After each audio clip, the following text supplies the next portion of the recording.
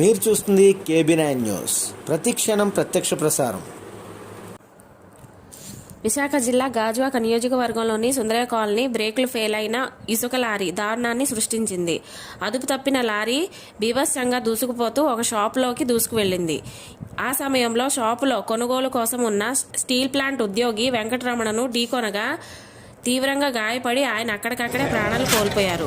ఈ ఘటన జరిగిన సమయంలో అదే షాప్లో మరొక మహిళ కూడా కొనుగోలు కోసం వెళ్తుండగా, అయితే ఆమె ఆ కొద్ది క్షణాల్లోనే పక్కకు తప్పిపోవడం వల్ల ప్రమాదం అద్భుతంగా తప్పింది.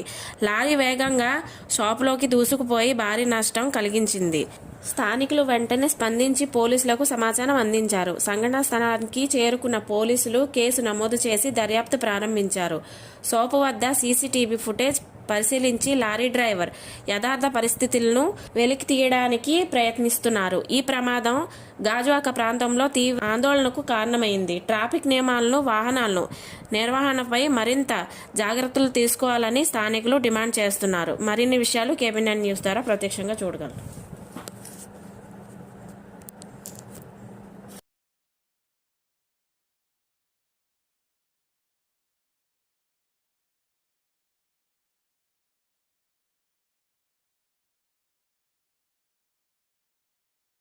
ఈరోజు 31 డిసెంబర్ 2024 అండి. అన్ఫార్చునేట్ రోడ్ యాక్సిడెంట్ జరిగిందండి.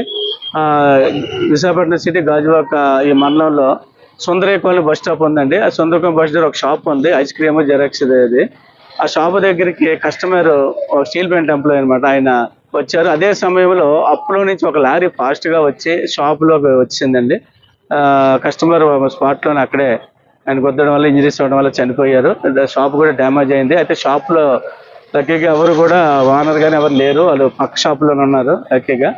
అయితే ఈయన చనిపోవడం జరిగింది. దీని మీద పూర్తిగా దర్యాప్తు చేస్తున్నాం. లారీ ఏంటి, అతని వివరాలు ఏంటి, అతను ఎలాగొస్తుందని.